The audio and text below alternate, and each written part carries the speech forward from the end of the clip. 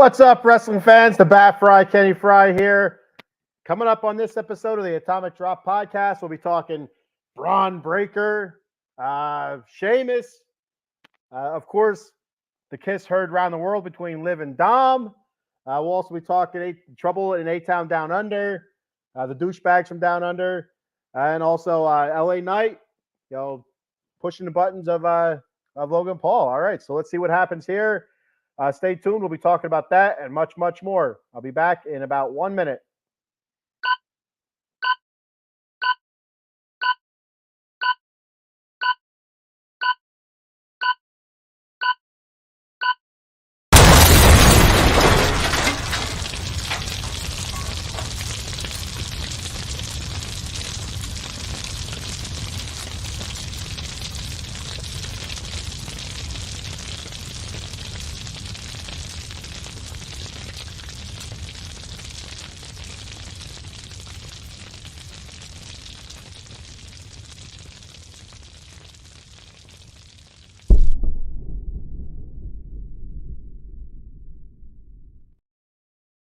It's Fight Night! What's up, everybody?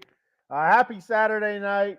Unfortunately, the weekend is half over now, but I'm here to guide you into your Sunday, right? To help you out, to kind of kick back some beers and have a good time here. It is the Bat Fry, Kenny Fry, flying solo as of right now. All right, let's kick this shindig off. Let's not mess around. I got a comment already. Eileen, not messing around. What's up, Eileen? She says it's the Bat Fry, right? It is the Bat Fry. It's the Bat Fry, Kenny Fry, Fry Foundation in the house. Talking a little bit of wrestling. All right. So let's start with Monday Night Raw. I'm not going to go match to match. I'm going to talk about a few of the more important type subjects, all right? So let's kick it off with Alpha Academy and Chad Gable. What's going on there with Chad Gable? I'll tell you what. I absolutely love this version of Chad Gable. I dig the way he's talking to Otis and Tozawa, Maxine Dupree. Maxine Dupree, maybe not so much. I could do without the boo-boo lips from Maxine Dupree. I think she's fantastic, to be honest with you. I really like Maxine Dupree. She's getting better in the ring. She doesn't do bad on the mic either. But the whole boo-boo lip thing, I'm kind of over that. Whatever he kind of, what does he call it? What did he say? He called her the three of brain cells or something like that. Making fun of her her blondness, I guess you would say. He said it's not a fashion show, and it's and then she gives the boo-boo. So I could deal without that, but I love the sad dog looks that he gets from Tozawa and also from Otis. I think they're fantastic. Otis looks so perplexed, so confused, so torn. Otis is doing a fantastic job with it right now. Absolutely love what Otis is doing. Character-wise, showing the emotion he is, telling the story that he is. That he's torn. He loves the crowd recognition. He loves the crowd cheering for him. But he also loves his coach, right? He also loves Chad Gable. This is the guy that took him under his wing, trying to help him out. Not to mention their time together before WWE. They were both Olympic style wrestlers and stuff like that. But fantastic storytelling by these guys. Chad Gable, I love the angry Chad Gable. So this is probably the one thing maybe Kurt Angle was missing when Kurt Angle did his heel stuff, which Kurt Angle was fantastic as a heel. I mean, even Chad Gable has adapted the "you suck" from the crowd. So he's kind of adopted that. And but Kurt Angle never really had that stable where he can go up and down the line and really chew them apart, kind of like what Chad Gable does. He's the coach of the Alpha Academy, so I thought that would have been pretty cool.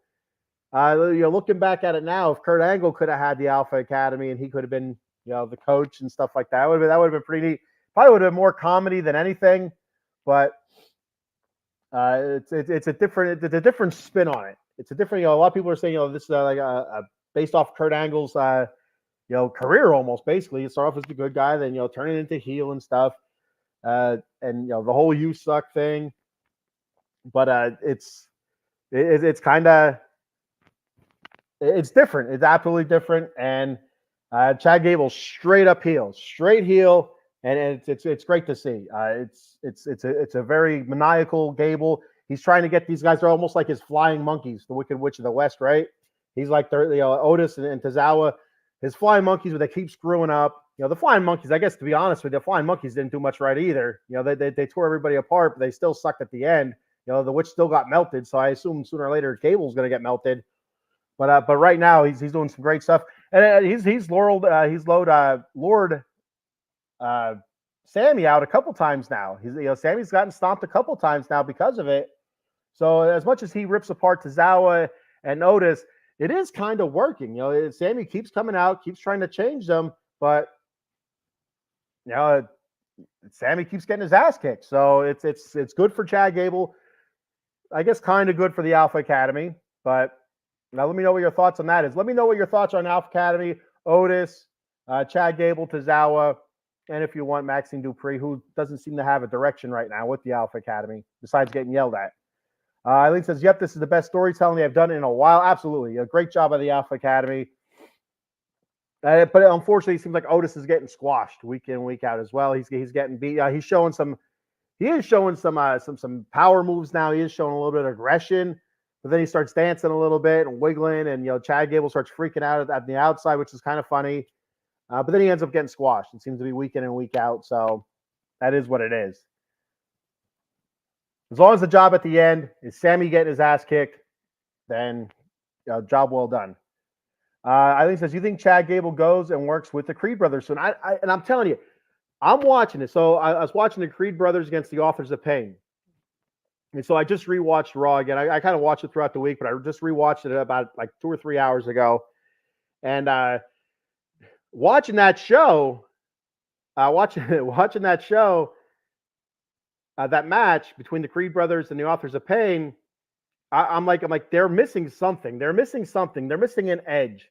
Ivy Nile distracts them because she gets attacked by the Author of Pain's chick on the outside. I can't think of her name. I'm not very good with names like that.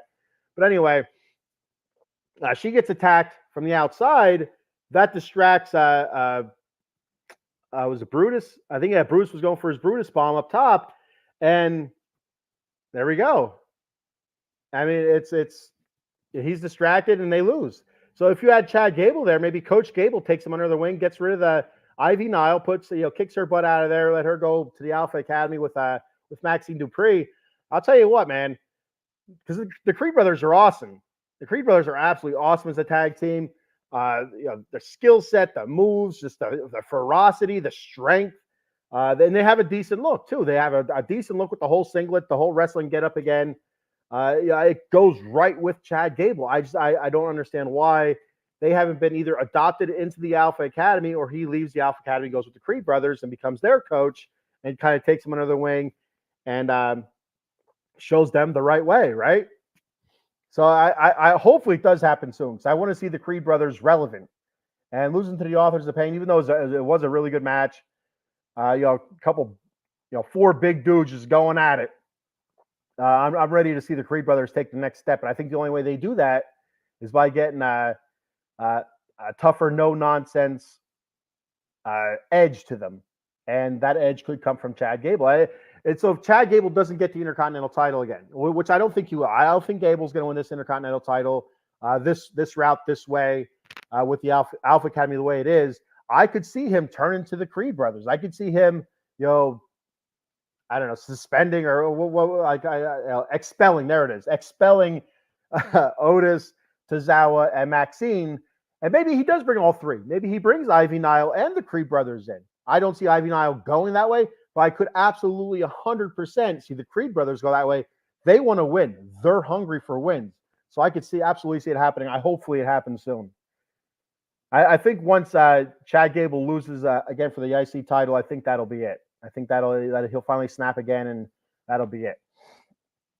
Paul Spencer, our resident gambler here on Out of the Box Sports, checks in. He said, "What's up, buddy? On the edge of my seat, plus 338. Just need Dodgers in Arkansas and Islam. Oh man, Makachev. I don't know. Makachev. That's what it is. Tonight, 7-7 on UFC tonight, plus a plus 290 equals winning. There we go. Yeah, Paul, he's our gambler. He's our better. I still think he should do a show on here. Just betting, just talking maybe once a week or every couple of days. Just like a 15-20 minute show of Paul's locks or something. Call it the Japanese iron lock or something. I don't know, something. Because gambling's huge. People love to gamble. They love watching gambling stuff. So we'll see if we can talk him into doing that, because the dude he's good. He is good. He wins a lot. He loses, but sometimes you got to win. You gotta. Sometimes it's. I'm trying to figure the right words here. When you're betting, sometimes you lose, but if you're winning more than you're losing, it's always winning, right? You lose a couple, okay. You got to put money in to make money. Basically, that's what I'm trying to say. You got to put money in to make money. You lose. But if you're winning more than you lose, you're still winning. It's winning is winning. This ticket is worth $3,000 alone. Good luck, buddy. I'm pulling for you. Dodgers, Arkansas. I mean, I why not, right? And Islam Makhachev, Makhachev, that guy. Pulling for him. All right. So away from the Alpha Academy, a little bit of Io Sky. Some damage control talk here. You had, I think it was Kairi Sane versus Lyra Valkyria. Lyra Valkyria all banged up from that match against Nia Jax at King and Queen of the Ring. Talked about that last week. She got sat on, and it was rough. For real. It was rough.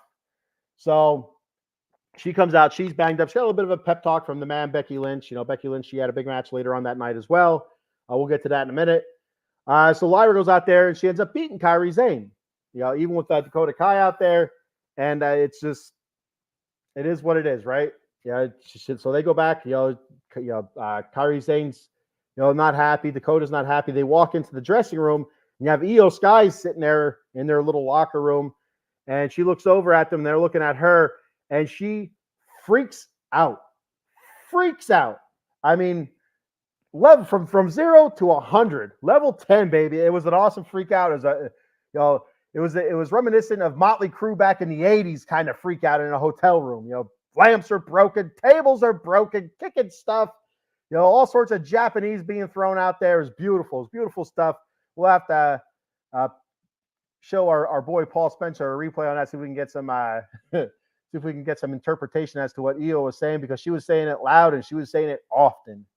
So that brings me, is there some issues in damage control? Is Io Sky getting fed up with the losing in damage control, the ineptitude, and with Asuka not being there, there's no other headstrong type woman. I just don't see that out of Kairi Sane or Dakota Kai.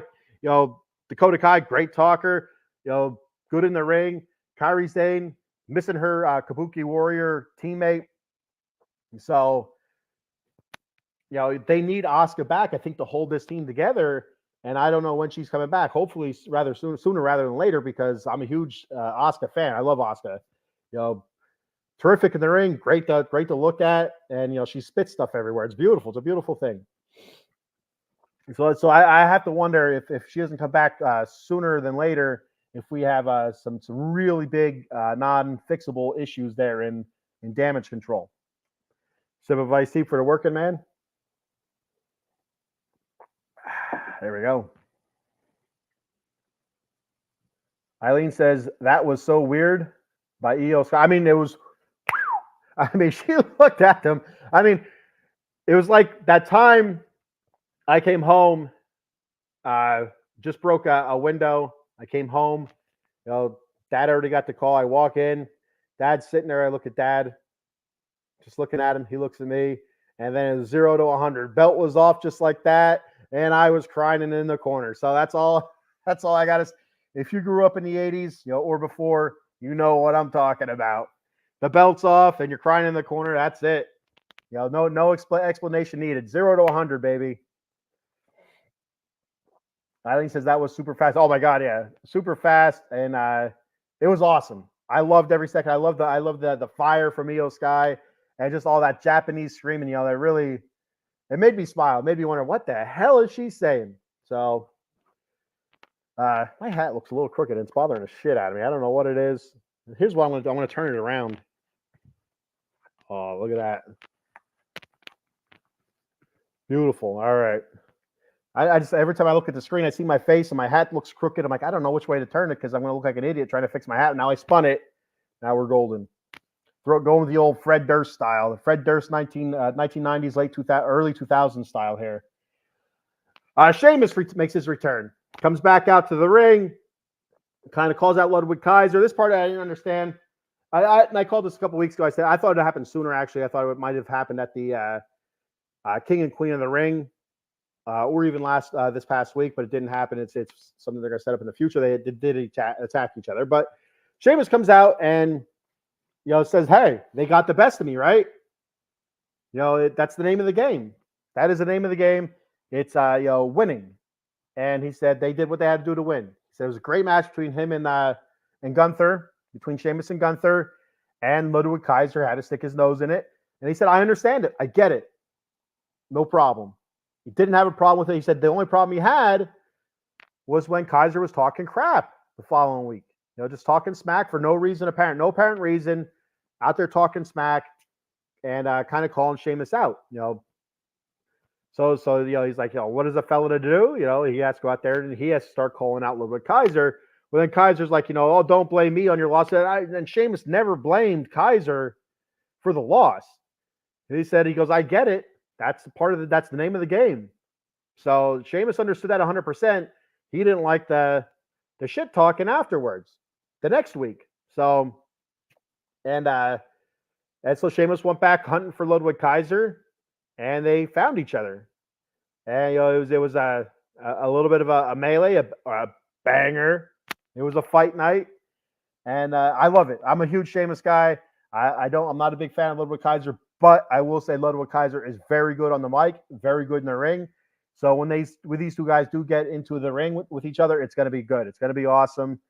As Sheamus still works his way back into ring shape, you can tell against Gunther, it wasn't quite the same intensity that he had when they faced each other at WrestleMania 2 years ago, I believe it was that triple threat match between Drew, Sheamus, and Gunther. And so just coming back from that, even when he faced Edge for Edge's retirement match in Toronto, it's a different Sheamus right now. He's still working it out, still getting into shape. And so I have no doubt that when we see Sheamus and Ludwig Kaiser, it's going to be one hell of a match. It's going to be awesome. And you're gonna see some broken blood vessels on Sheamus's chest, of course, from the chops. But you're also going to see some a bloody nose on Ludwig Kaiser. So I can't wait to see that match. Another big topic of conversation is Braun Breaker. Braun Breaker being suspended by Adam Pearce for his actions the week before. Has absolutely broke that poor fella in half. I don't remember his name. I don't know if it was Cunningham or something. It doesn't matter what his name was. It doesn't matter. Broke his ass in half, with spear over spear, and then propped his lifeless body on top of that chair, on top of the stairs, the ring stairs, and smacked it with the chair. It was brutal. It was brutal. It was awesome. It was fantastic. So he's suspended. He was sent home, and he said to Pearce, he goes, "This is your fault. This is on you." And yeah, I kind of tend to agree with him. Why is he being fed? These jobbers. I get it. Building it up, but Dragunov wasn't fed jobbers. His first match was against Nakamura, for crying out loud, a former champion.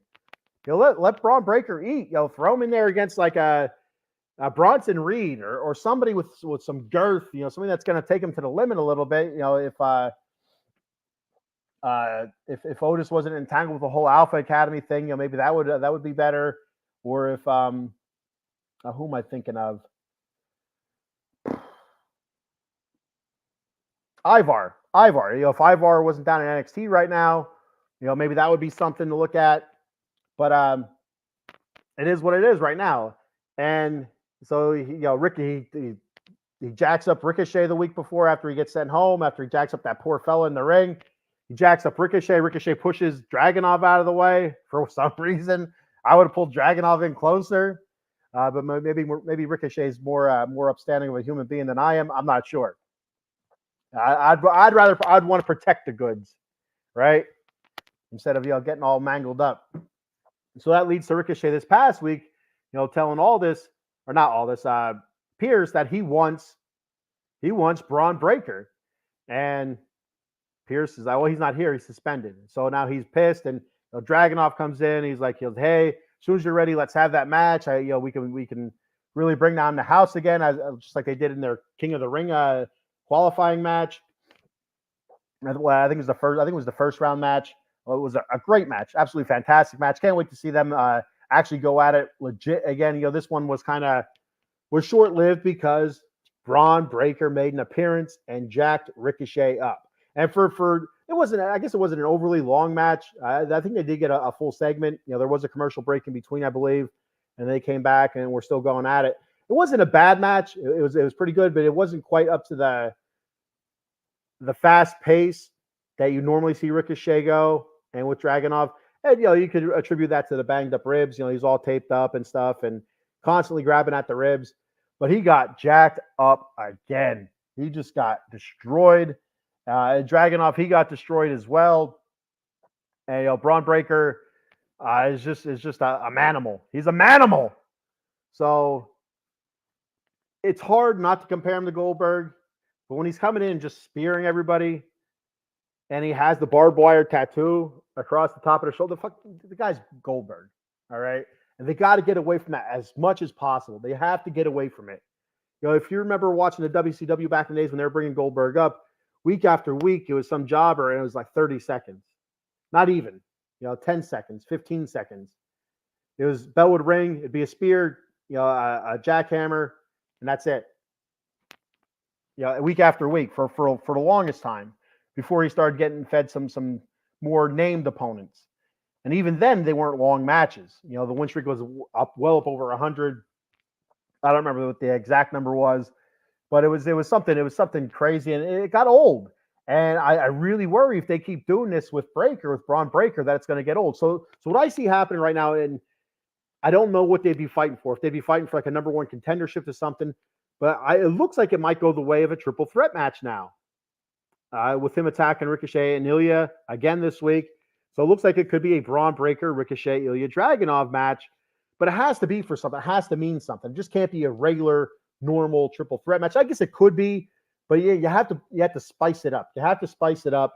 I don't know how they could do it besides making it a number one contender for an IC belt or for something. I don't know what else there is out there.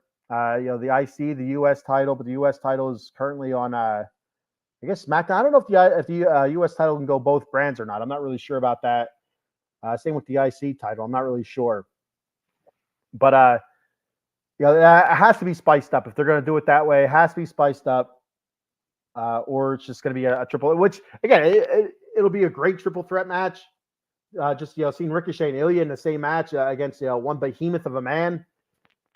But still, it means more when there's something on the line. So they have to get something on the line for that match, and I'm not sure what it's going to be. But I can't wait to see Braun Breaker actually get in the ring with these guys, for a full-fledged match. Whether it's one-on-one or a triple threat match. I don't see them going the route of a handicap match, because that kind of, if you ask me, that would kind of knock down. That would take some of the luster off of Ricochet and Dragunov. Those two guys had to get together to try to take out Braun Breaker, and then it's not going to happen. They won't be able to take out Braun Breaker, and so it's going to be interesting to see where they go with this angle. I'm a big fan of the Braun Breaker thing. I'm a big fan of the intensity he brings, the speed he brings, the barking, from his dad, calling, making a homage to his dad. Even though I don't know, somebody last week called him the dog faced gremlin. I think it might have been Pat McAfee. I'm not really sure. Not this past week. I think it was the week before. But I love the callbacks to Rick Steiner. So we also had Gunther make an appearance. First appearance as the official, I guess technically second appearance, because when he won the match, that was his first appearance. But anyway, his first appearance since the King and Queen of the Ring match as your King of the Ring. And they actually did call out Randy Orton's shoulder being up. But that's all I heard. I didn't hear anything else being said about it. So I don't know what they're going to do about it. I don't know if they're just going to leave, let sleeping dogs lie, or if they're just going to. I don't know what you can do about it. You can't have a rematch for his shoulder up. So I don't know what they can do with it.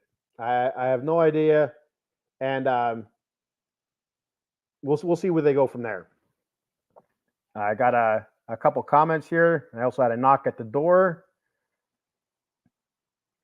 Eileen says, unless Rangers pull a rabbit out of their ass, it will be Oilers or Panthers Stanley Cup. Last I checked, Eileen, the Oilers did not clinch their series yet. Dallas Stars are still in it. What's the score of that Panthers game? When last I seen it was 1-0. So throw me a shot out there. I'm pulling for the Rangers. All right. I think we got Cowboy Dave. I think Cowboy Dave might be hopping on here. We're gonna see here. Pull him in. Yo, big man. What's going on, Cowboy Dave? How you doing, buddy? I'm good. How are you? Not too bad. We got a update here on the score. Panthers up 2-0 with 6:57 to go. Yeah, the Oilers better get, I got Oilers on my. The Rangers need to get their asses in gear here. That's all I got to say. Seems that way. Yeah. So, all right. So I was just getting ready to talk about Gunther making his first official appearance as King of the Ring, being interrupted by Damian Priest, talking SummerSlam, and then we had Drew McIntyre come down to the ring and say, "Hey, listen, you have me at Clash at the Castle yet, bro? In Scotland, my home country." Gave us a geography lesson because we are American. We don't know our geography very well, I guess. That's what he said anyway, his words. And so he said, you're going to have 15,000, angry Scotsmen screaming at you. What are you going to do? How are you going to react? And Priest doesn't seem too worried about it. Priest is, like, whatever. I don't care. Priest is, if you ask me, it seems like Priest is kind of looking past Drew McIntyre. What are your thoughts on that, Dave? Absolutely. Priest is definitely looking past McIntyre. It's amazing to me that Drew gets another shot. That's what's pissing me off because he doesn't deserve it. And well, I know you're the Drew fan. I get it. You're the big Drew guy. I get it. You think he's top dog. The only reason he's getting his shot is because they're in Scotland. I'll agree with that. So he lost at WrestleMania, right? Well, he won and lost at WrestleMania. Okay, and then it was he didn't wrestle at Backlash, right? Did he wrestle? Or I don't think he wrestled at Backlash. No, he didn't wrestle at Backlash. No, and he was too injured for King and Queen of the Ring. So I agree with you, Dave. I don't know why, other than it being in his home country, why does he get another shot? Well, you know what he did. I think this is his rematch clause. Right. I think it is his rematch clause. But once again, does he really deserve it? No, he doesn't. But it doesn't matter if he deserves it. It's a rematch clause. It's a clause I get it. I get it. It's a rematch clause. But that just tells me that CM Punk's gonna have something to do with it. Well, and so do you think CM Punk shows up in Scotland? I think he will. I think he'll. If Drew's winning the match, I think somehow, some way, Punk will screw him over.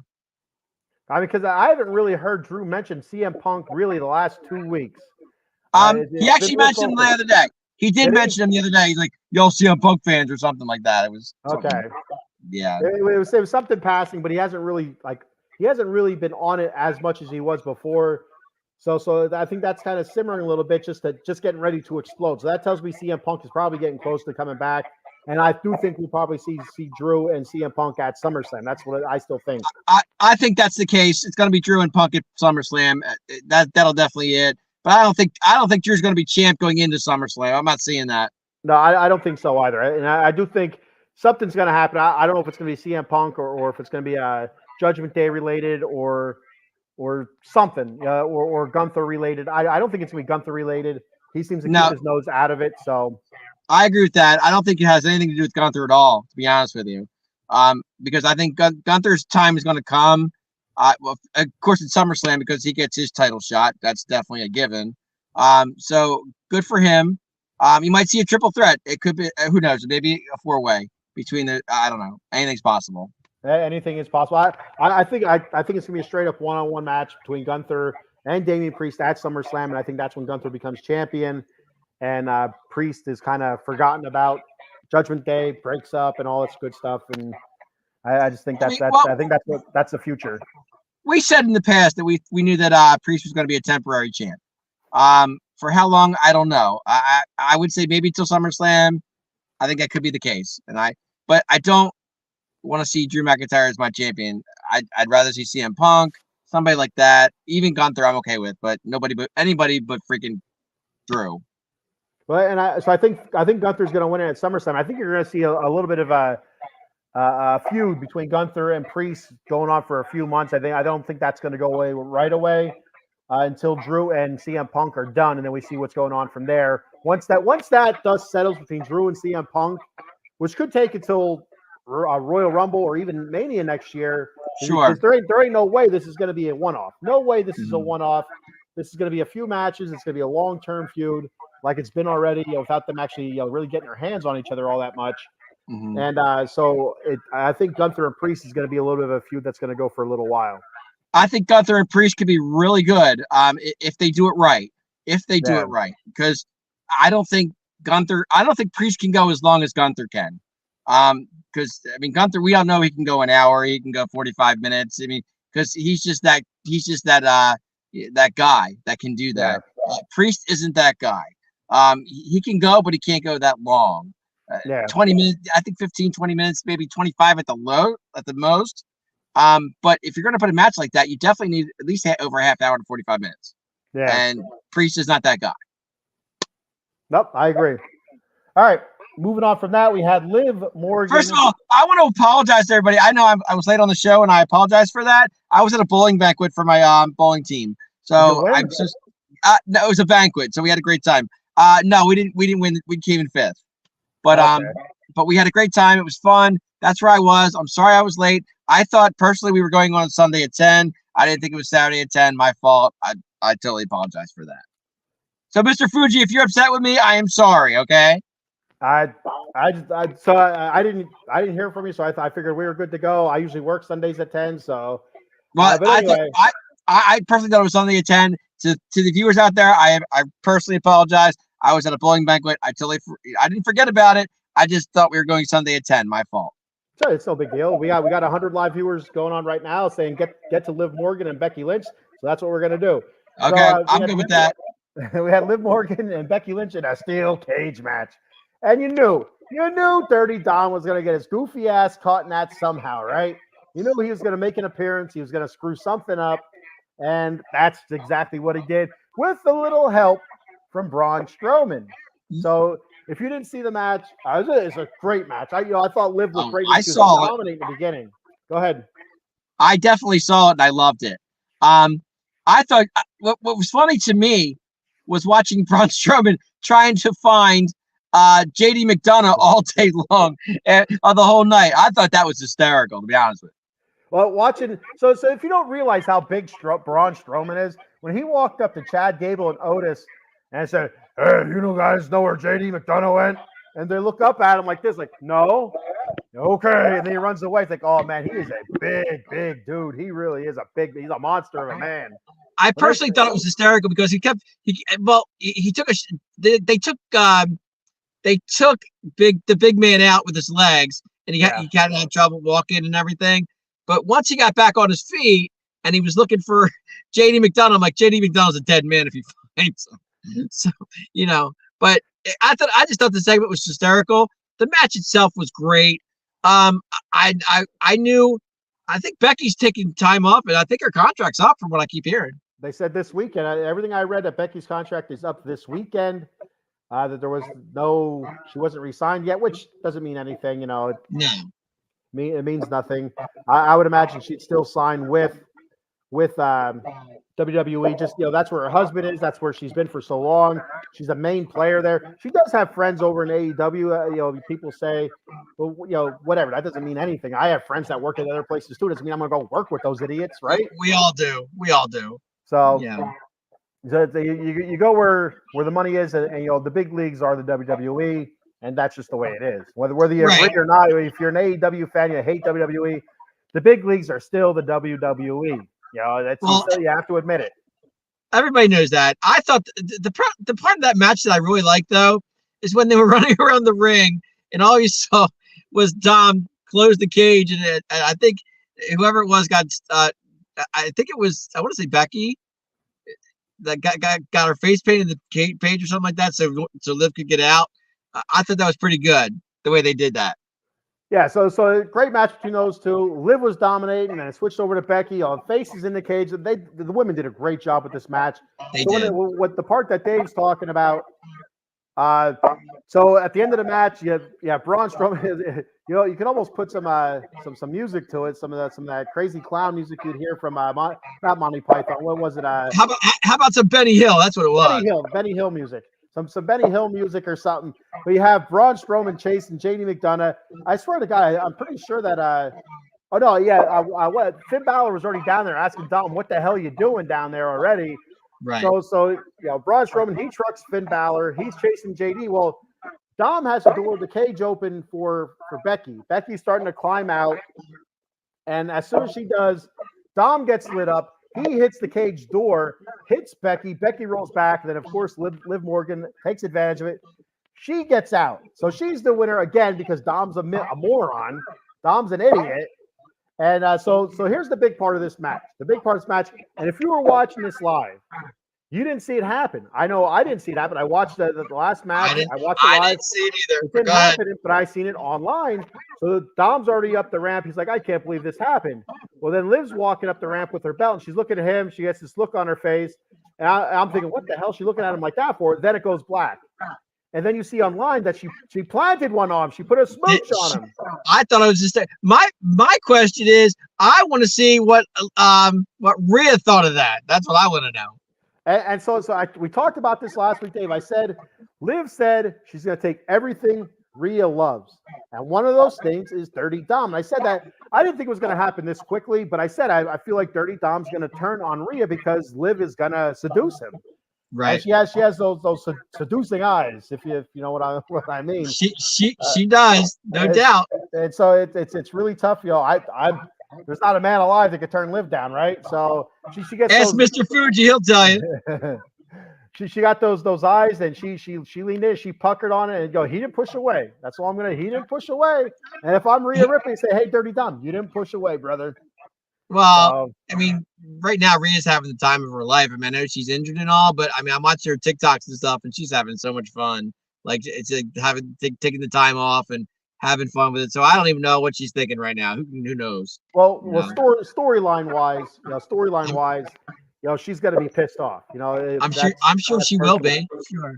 And so storyline wise, Dom is not sleeping at the foot of the bed right now. He's sleeping out in the mud room, as they would say. That's a bad dog. That just puts it worse for Judgment Day if you think about it, because they're falling apart as it is right now. So for that to happen, that makes it just even worse. I mean, you seen that look that Damian Priest gave Finn Balor and Carlito after that debacle with Rey Mysterio and the LWO. I mean, so is Carlito officially on Judgment Day, or is he not there yet? No, he's not there yet. And I didn't think so. After it went last week, he's still not going to be there. So yeah, I didn't think he was either, but I wasn't sure. Yeah, Damian Priest, he gave them a death stare, and they knew it. Yeah, especially Balor. Finn Balor knew Carlito was kind of like, "Hey, we cool, man? We cool? We cool?" Right. Right. Exactly. All right. So moving on from the red brand, we're gonna head on over to the blue brand here in 1 second. Let me switch the colors so we can make it official. We go from red to blue because we got to be official. We got to be official. I get it. Simplify C for the working man. I'm sitting here in a parking lot talking to you. I'm in a graveyard. You should be out in the graveyard, right? Like the Undertaker or something. What the hell are you doing? You should be sitting next to a headstone. There's a graveyard next to me. It's right there in front of me, literally. Like Fry, rest in peace. Yep, exactly. That's what you're doing right now. I could be doing that right now. If you want me to go to the graveyard, I can. But that's all right. You stay in your car, Dave. Who knows what kind of ghouls and goblins are out there? That's what I'm saying. They're all dying to see me anyway, so it doesn't matter. There's probably some drunk guy out there looking for a date. You'll go out there and he'll knock you down, and that'll be it for you, Dave. My luck, that'll be me. I'm done. You won't be a virgin anymore. A man virgin, if you know what I mean. I got you. All right, so moving on to SmackDown, I got a couple points I want to hit on here. Dave, A-Town Down Under. Yeah, we had Austin Theory versus Ciampa this past week. Is there friction in A-Town Down Under? Because you've seen Waller. Did you see SmackDown? I did watch SmackDown. Yes, I did. All right. So you've seen Waller say to who the hell's on commentary for SmackDown? Jesus Christ. Wade Barrett and Wade the other Barrett. guy. Wade Barrett and the other. Wade Barrett's the only one I like. So Wade Barrett and Yes. the other guy. He says to them, "I'm the one that made Austin Theory relevant again." And Austin Theory's like, "What did you say? What did you say?" And that distracted him. And that's when Ciampa got the win. And then you can hear him, say, "What did you say?" And Theory's like, "Shit, nothing." Or not Theory. Waller's like, "Nothing." The douchebag from Down Under, it's like nothing. I didn't say anything. Right. And he said something. He said, he made him relevant. So now next week you're going to see Waller against Johnny Wrestling here. Yeah, they rotated it. That's all they're going to do. Rotate it. Because they have a big tag team championship match at Clash at the Castle.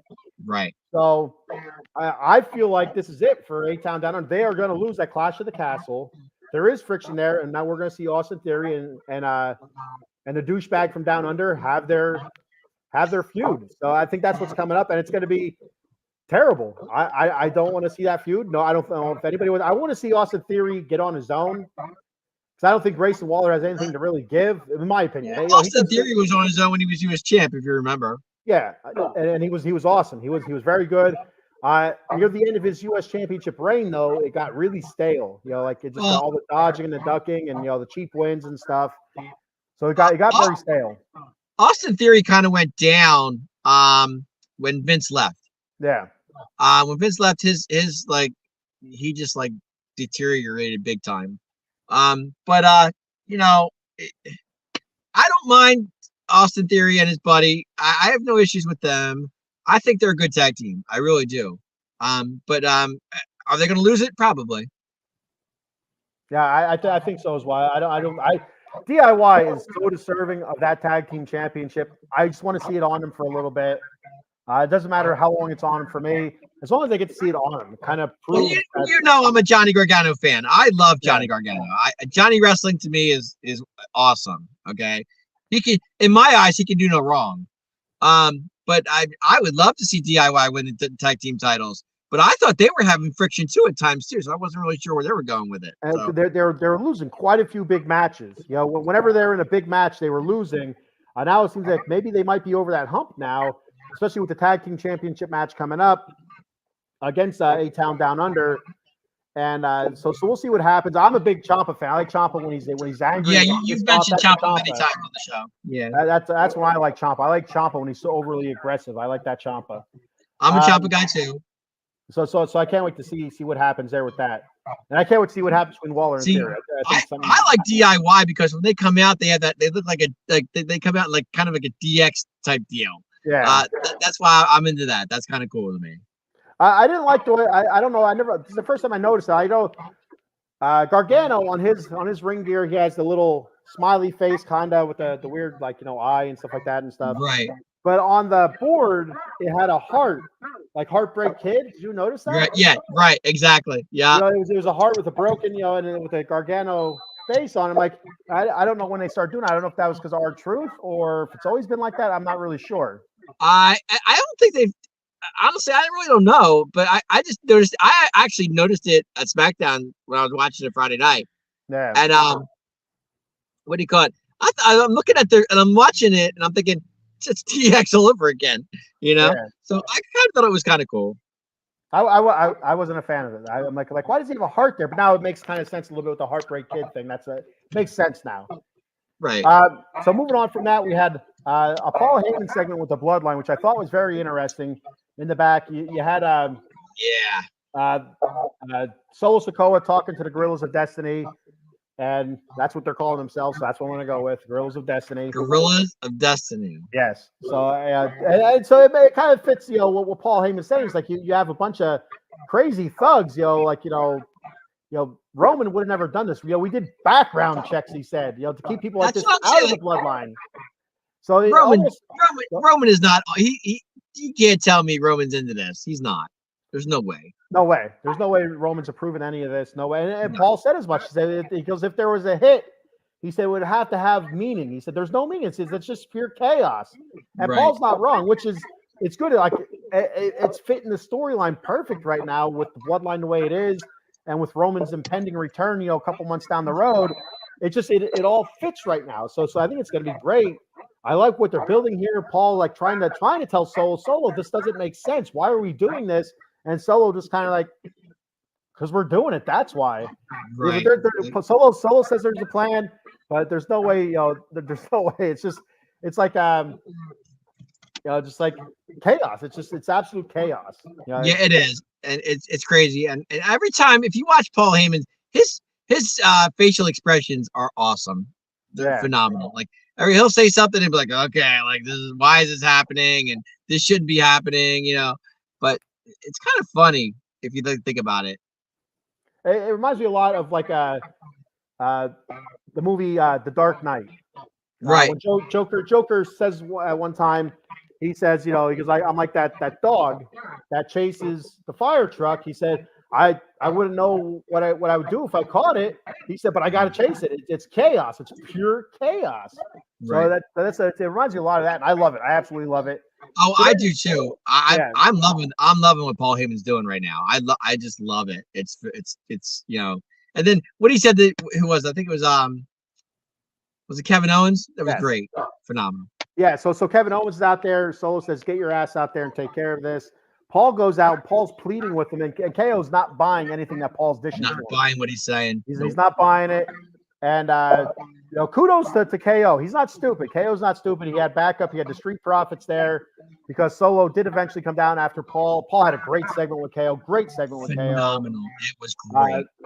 Their back and forth was absolute gold. It was gold. Paul pleading with them, saying Roman respects you, I respect you, and KO's like, hey, I respect you guys as well, but this is BS. Don't tell me that you're not pulling these strings. I know you're pulling these strings, and so he's not buying it. The bloodline, the music hits, the Guerrillas of Destiny, Tama Tonga and Tonga Loa, they're coming down, and Solo's coming down. Well, then it's on. Street Profits are in the ring. Attack, KO goes out after Solo. They head to the back, and then you have which was going to be the match anyway, the Street Profits versus the Guerrillas of Destiny.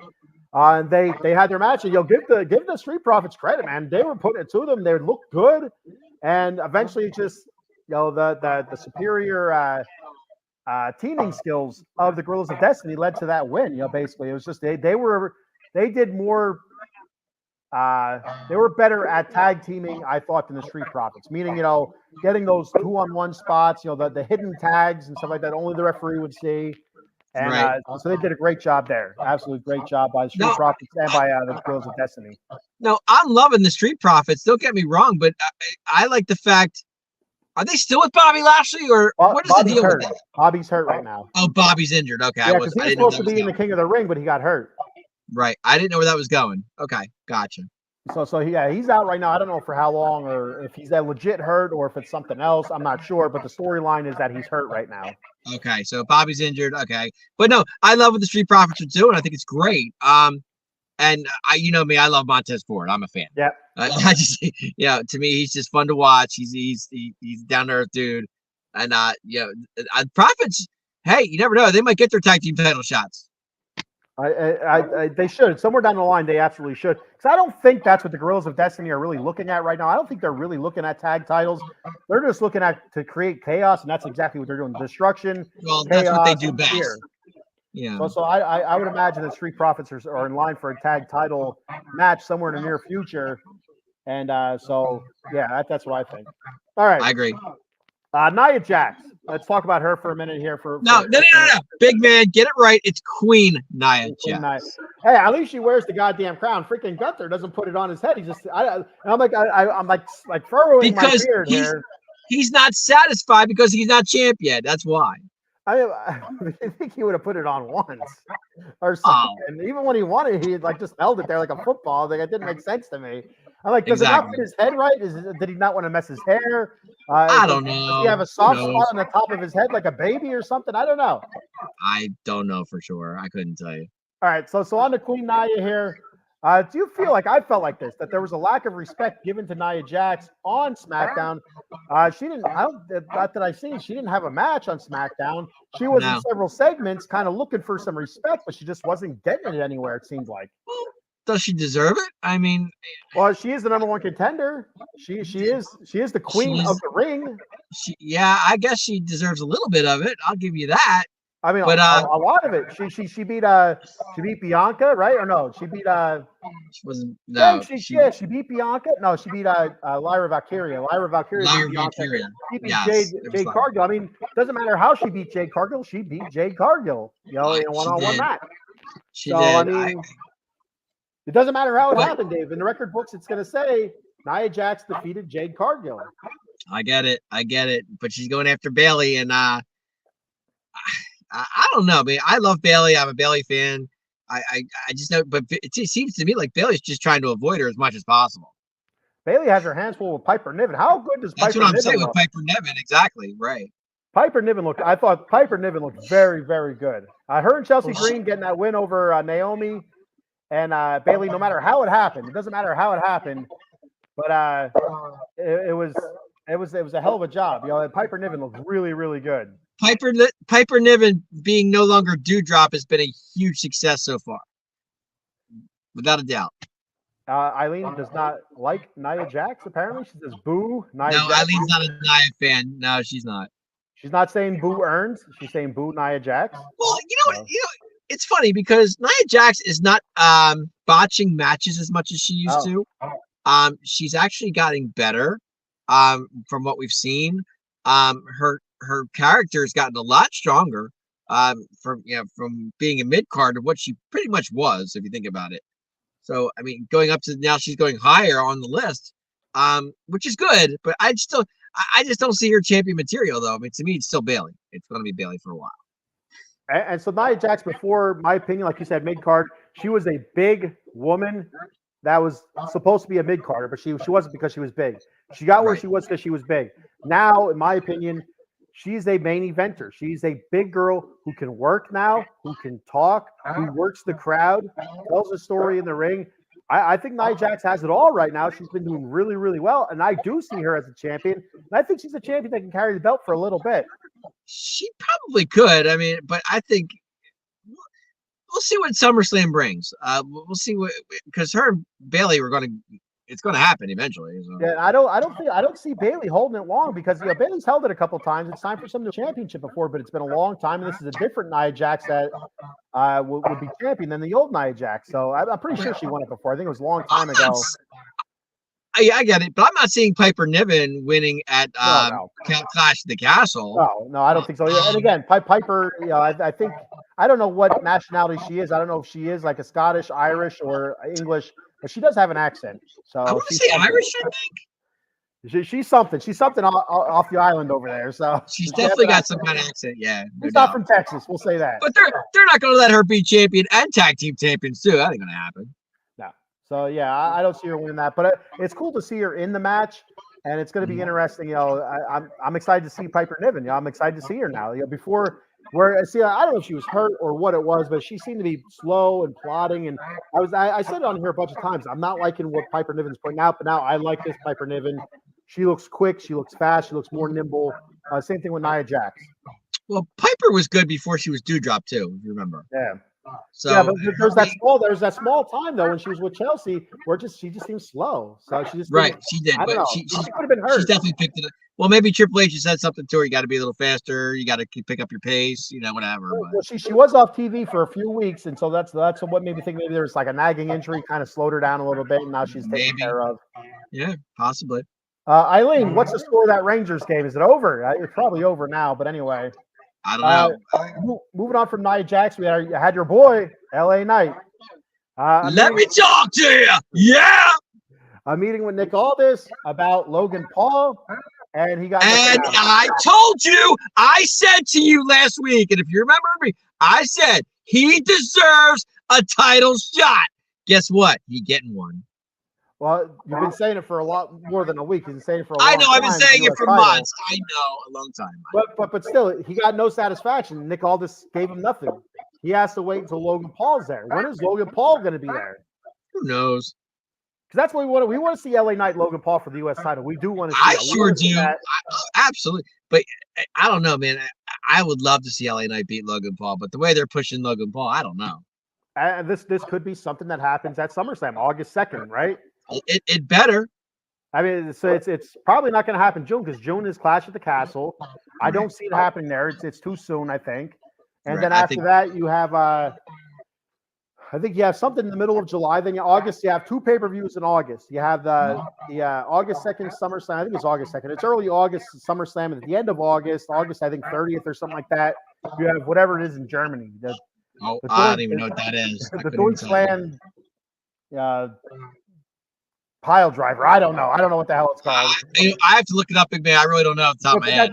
There's 2 in August. It's SummerSlam and the one in Germany at the end of August. So okay, I'll look it up. I don't even know. I guess I don't know if they're kind of billing that like the European SummerSlam. I don't know. So, but LA Knight and Logan Paul is going to be a lot of fun to see. It's going to be a great match, and if they do it right, it will definitely be a great match. But Logan Paul, he's a flyer too. And LA Knight's not much of a flyer, but he can at times. And that's what with these different styles, LA Knight has to ground him. He has to ground him. Yeah. So, well, I like you. He's a top rope guy sometimes too. So. Right now we're sitting at 130 live viewers. Guys, throw your comments out there. Let us know what you guys think. LA Knight, Logan Paul, anything professional wrestling, anything sports related. We'll throw it out there. We'll discuss.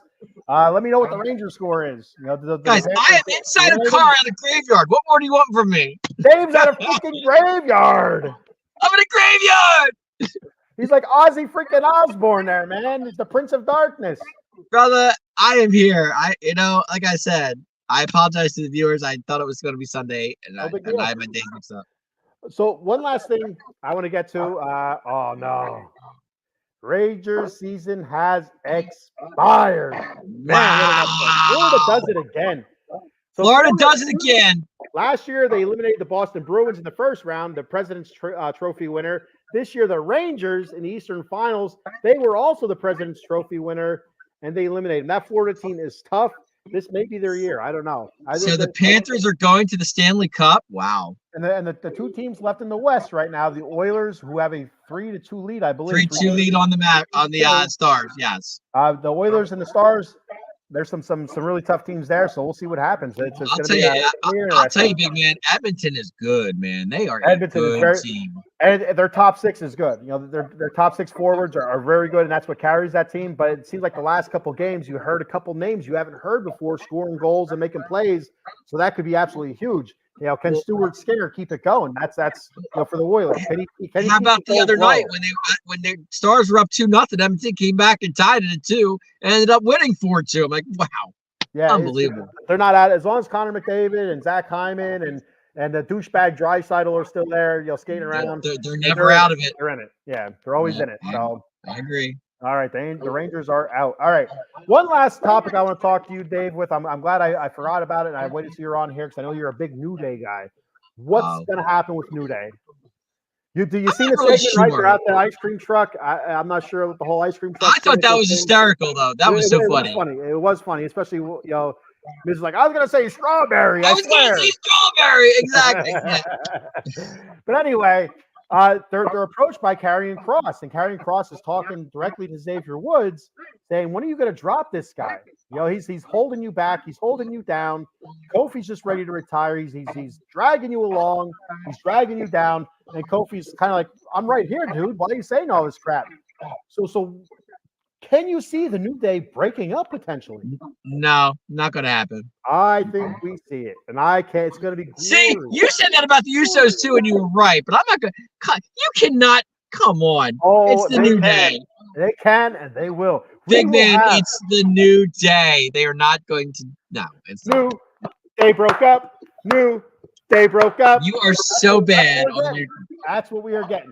We are not going to happen. We're going to have a fantastic Xavier Woods versus Kofi Kingston feud. It's going to be awesome. Karrion Kross is going to be right there behind Xavier Woods, pulling the strings. Xavier Woods is going to be relevant without being dragged down by that bird-chested goofball Kofi Kingston. So it's going to be without Big E. They're nothing. They're not New Day without Big E. I get it, but they still are the New Day. They'll always They be are the not. New Day. They don't come out with any funny gimmicks no more. No trumpet that I've seen in a while. No bootio. Well, that was getting old. It was just that was done. I mean, Things like that happen, Dave, like the Usos. Things get old, Dave. I get it, but the New Day's not good. They're not breaking up. If you It's- think it's they time to are, it's time to take Kofi out behind the shed, if you know what I mean. Get Grandpa's rifle off the wall. A tear. Him and Rey Mysterio. I both. love. You know me. I'm a Kofi Kingston guy. So Kofi Mania was when that was rolling. I was loving that. When he was but when he no. was Jamaican, he was awesome. Oh, of course he was. Yeah, Intercontinental Champion when he was Jamaican. Intercontinental champion, he's world champion, tag team champion. He's done it all. Kofi's done it all in this business. Are you kidding me? He's one of the best. All kidding aside, I am a Kofi Kingston fan. I do like I Kofi love Kingston. him. I love Kofi. I think it's time. I feel like New Day has run its course. I think it's time to split that up. Without Big E, it's not the same. It was three guys. Okay. You know, If you want to split it up, I'm okay with it. I just said you I weren't, just don't. Dave. I know I'm not, but I'll just go with you anyway because it's gonna happen. If you think it's gonna happen, I'm okay. Whatever. Well, forget this. To get this to work, Dave, you have to go against me. That's just what it is. Fine. I'll go you need against to you and rebut say me. You're New the Day is fan. not going to die. Don't let me push you around with this, Dave. You'll say no, they are not. Bootio. Okay. New Day never dies, big man. New Day never dies. I like that. It's like the Goonies, right? Goonies never say die. Goonies never die. Just like New Day. So I mean, I think this is it. I just don't know when.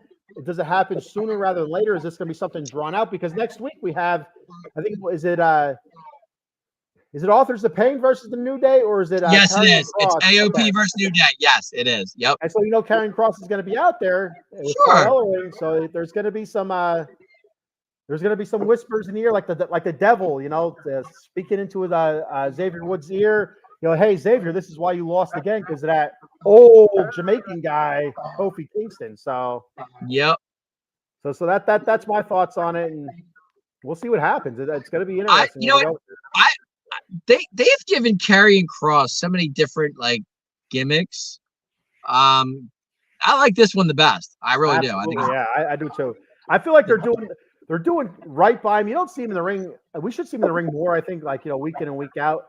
But when we do get to see him in the ring, he's awesome in the ring. Phenomenal on the mic. He's a phenomenal mic guy.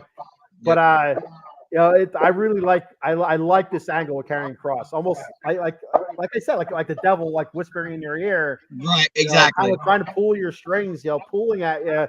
I really dig it. So, I dig it too. I do. I'm a fan of it. I really am. And what's the name of their little faction? The Authors of Pain and Karrion Kross. Do you know what the name of their faction? I can't think of it right now. Off the top of my head, no, I can't figure. I'm not. I did hear it once. I want to see those guys get into more things. Like the Judgment Day. Like they're. They could wipe out the Judgment Day right now if they wanted to. They could run a hole through those guys. The Judgment Day is running around with their chickens with their heads cut off. They don't know what the hell they're doing. They're protecting their own asses right now. Yeah. So I think I'd like to see them get into it more. I totally agree with that. But and Karrion Kross, when is he going to get a title shot? That's what I want to know. I don't know. I don't know if that's really in the cards for him. I think just what he's doing now, that's what he's going to be for a while. Maybe something minor, but I don't think I ever see anything major. Right. All right. So with that being said, I'm going to go ahead and do our sponsor reads before we get our asses out of here and chill out the rest of our Saturday evening. Did we talk about the main event that happened on SmackDown? Oh no, we did. I have it written down too. I'm sorry, we did not. All right, the AJ Styles thing. There we go. I have it written down here. So. Loved it. All right. It was Mark Henry all over again. I was not crazy for it. I liked it. I didn't love it, Dave. It was Mark Henry all over again. That's all it was. All right. So Mark Henry's was bigger. Why? Why was Mark Henry's bigger? Because he did it to Cena. Well, no, and because it was you never seen it before. You've never seen that before. Mark Right. Henry came down. He walked down. I think it was. I don't know if it was open the show or close the show. I don't remember. It was exactly. to open. It was to open the show. It He was came literally- down. He was all sweaty, and he was talking straight from the heart. Like it wasn't the Hall of Pain, which I love that Mark Henry. I love the Right. Hall of Pain Mark Henry. That's my favorite Mark Henry. No. Best hard Mark Henry was sexual chocolate. Come on now, big man. When me and my wife, who was my girlfriend at that time, when we used to go bowling, I used to grab the ball. There was a brown ball there at the bowling alley. I always called it sexual chocolate. But anyway, Love it. Love it. I was a big fan of the Hall of Pain Mark Henry. I thought he was brutal. I thought he was awesome. He was ruthless. How about I can't even think of it right now. Nation of Domination, Mark Henry. Again, no, he wasn't dominant. He was just a guy in a group. Okay. You know, that was Farouk and that was The Rock. You know, then you had D'Lo and Mark Henry, You but had Farouk, The Rock. You had D'Lo. the D'Lo, the Godfather was in there. Oh, The Godfather as well. You're right. Yep. Yep. But anyway, Mark Henry goes out there, you know, and you're week in and week out, you've seen angry Mark Henry out there just destroying people. He comes out there and he's talking like regular Mark Henry, sweating everywhere. You see him in that salmon colored suit. And you're like, what is going on with this guy? And he's talking and talking. He talks about retirement.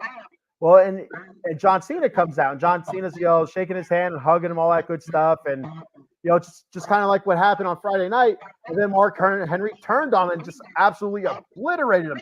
Never seen nothing like that before. It was huge. People were so shocked by it. This time you could kind of see it coming. You know, like there was like you had the build up, you know, before like AJ say, hey, you know, if I get some time, and they building up to it the last couple of weeks, kind of hitting at AJ, getting too old, and he comes out. I'll give AJ credit, you know, with the looks of sincerity in his face, and talking about his kid graduating high school, having the Good Brothers out there, and you know, me thinking, I'm like, all right, he's not going to retire, he's going to turn. No. But how's he going to turn? What's he going to do? And when he brought the Good Brothers out, like maybe he is going to retire. I'm like, no, I don't think so. I'm like, are the Good Brothers going to be in on it then? Because they haven't really done Right. much They together. haven't been on the same page at all. No. You're And right. so when he called Cody out, and they did the, you know, Cody's, you know, losing, you know, he's tearing up, and which was great by Cody. Great job by Cody Rhodes again. Yes. And, you know, raising AJ's hand, you know, it's kept doing it. And then finally AJ clotheslines him. It was great. It was great. I just felt like the Mark Henry one was better because it was a surprise. This one, like, it wasn't too surprising. You had some doubt, like, well, maybe he is going to retire, but I think it's like 70-30. Like, you know, 30% he was going to retire, 70% it was just a ploy to get Cody out there, and AJ still has some left in the tank. First of all, let's go back. Let's back the track up a little bit, big man. Let's back the track up. AJ Styles goes up to Nick Aldis. He asks for a title shot after he got beat. Can I have a second chance? You know, and Nick Aldis denies it. Okay, so we understand. Okay, so AJ's pissed. He has to go to the back of the line. He's not happy about it. Okay, we get it. Well, all of a sudden, okay, now I'm going to retire. Well, did you really think he was going to retire? No. Well, anyway, does his whole thing. I loved it because he brought out Gallows and Anderson. That was great to me. Because I love Gallows and Anderson. How can you not love biscuits and gravy? Okay, it's great. Okay, that's my favorite. Second of all, coming out and trying to convince this crowd that he's gonna retire. Come on, did you really think that's gonna happen? I mean, it's AJ's freaking Styles, man. AJ Styles. I love AJ Styles. But now the clothesline, it's just that was it right there. That's gotta show Nick Aldis right there. I'm not going to go in the back of the line. I'm getting my title shot, whether you like it or not. It's going to happen. Well, So either you give me a title shot, or I'm going to keep doing this week in and week out to Cody Rhodes. This is what I was going to say, Dave. What better way to jump the line than to attack the champion? Now the champion's going to demand a match. Exactly. The champion's going to say, hey, I want that asshole. I want him. I want my revenge. That's how you jump the line. AJ did it perfect. He's a veteran. He knows what the hell he's doing. So screw you, Cody, who didn't even bring the belt out even when he called him out. What was up with that? Where was the championship belt at? Nowhere to be found. What? And you know why? It's like rubbing his nose in Cody it. Rhodes. If he goes out there with that championship belt, it's like rubbing AJ's nose in it, and AJ's apparently retiring, right? So you don't want to rub the retiring man's nose in his last loss. So But the best part before that, though, Cody, I'm sorry, AJ's going in the back. He goes to Cody and whispers something in his ear. Well, kind of cool. Kind of cool. Paul Spencer says, damn, Arkansas down 6-3 in the 7th. Need a miracle. Paul is betting. He has a pretty big parlay going on right now, and he needs Arkansas to win. Arkansas and the Dodgers and some Islam fella to win. And so right now Arkansas is down. So he picked the Diamondbacks over the Dodgers? I think he's talking Arkansas, not Arizona. Oh, my fault. Wrong team. My fault. I'm sorry. He picked the Dodgers and Arkansas. Arkansas is the Arkansas. Okay. Razorbacks. Okay, my fault. The Diamondbacks played the Mets earlier, and they beat the Mets 10-5. Arkansas, Arizona. Forgive me. That's all right. My fault. So yeah, the AJ. So you're gonna see AJ Cody again, which is great because it was a great match to begin with. When we see them, I'm not sure. Why wouldn't you see AJ and Cody again? That's what we wanted. That's what the fans want to see. I mean, AJ Styles is still at the top of his game, without a shadow of doubt. Oh, he looks great. He looks phenomenal. So. He is phenomenal. He's AJ. You know me. AJ Styles can wrestle any day of the week, and I'm going to watch it because to me, he's that what he did off the steps was phenomenal. Oh my God! Yeah. What is it? The Styles Clash, right? Is that what it is? Yeah, Styles Clash.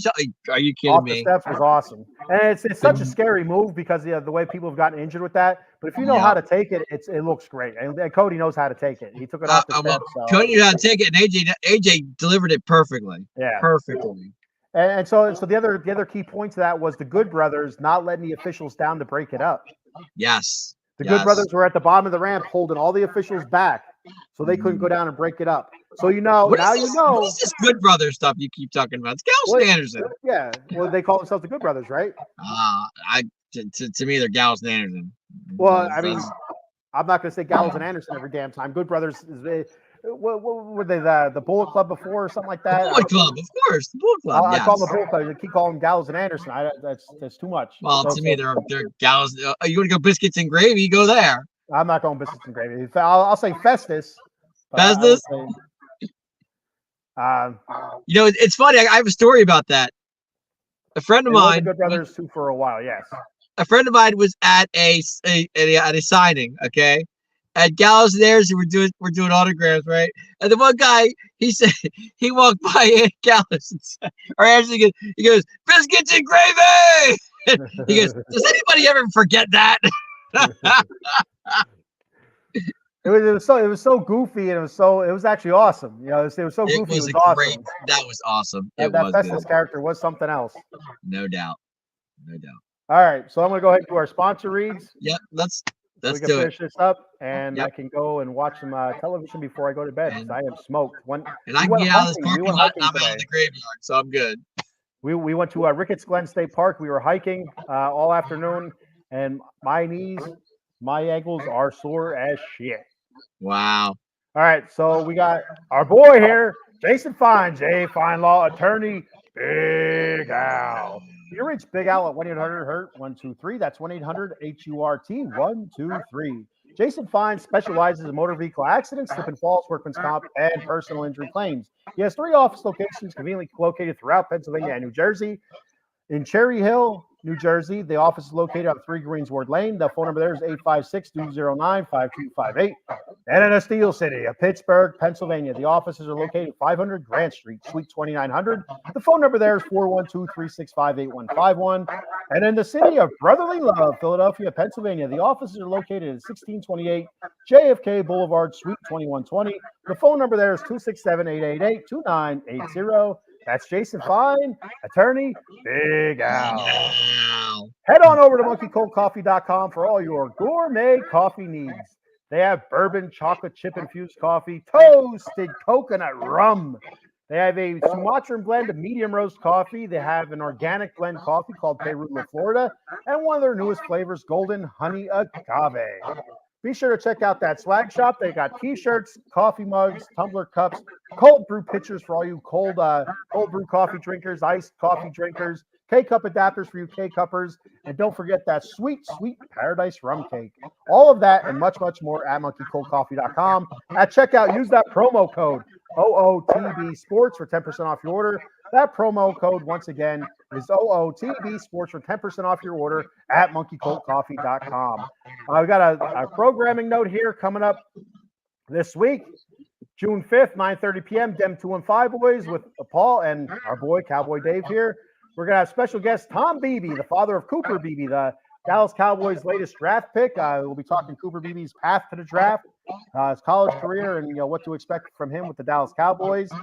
And also coming up tomorrow night, or Monday, not Sunday yet.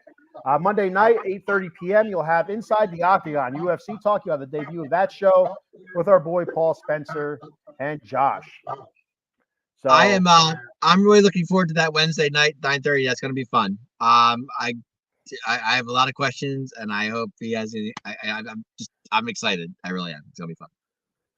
It's going to be an awesome show. I can't wait to see it. So it's going to be good stuff. It's going to be fun. So you can catch me live next week. I'll be live Wednesday morning, 10 a.m. back with the Bat Cave. I missed it a couple times last week. I had it scheduled. It was a long week for the Bat Fry. I fell asleep a couple times. It is what it is. I'm sorry. I apologize. So you'll hear me bitch and moan about the Mets on this upcoming Wednesday, 10 a.m. Next Thursday, 10 a.m. with the Silver and Black Lair LA Kings edition. I'll be talking LA Kings, whatever news we have from them, Stanley Cup playoffs.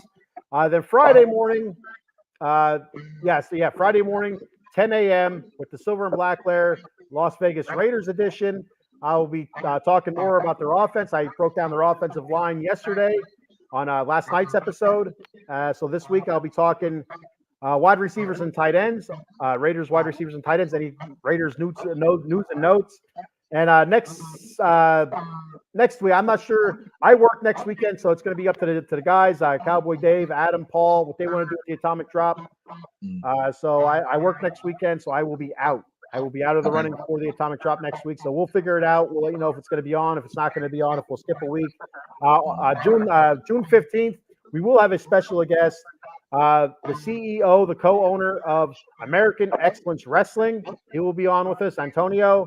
We'll be talking how he got into wrestling, AXW, and all that good stuff, as well as we'll talk some WWE wrestling as well, the normal stuff, Atomic Drop stuff. So I look forward to that on June 15th, 10 p.m. That'll be fun. Check me out. I will. Extra Innings is not on this week. We are off, as far as I know.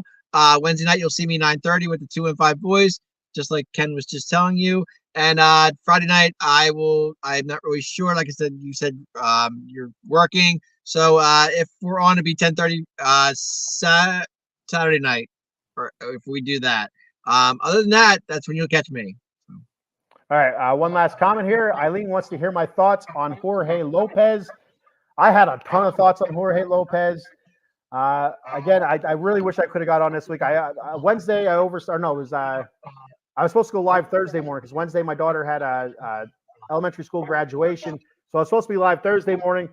I slept through it. I absolutely said I woke up like 2 p.m. Like, damn it. Because I work night shift. For those of you who don't know, the 142 live viewers watching right now, I work night shift. So sometimes I like to get my shows done at 10 a.m. That way I go to bed right after, but I just didn't make it this time.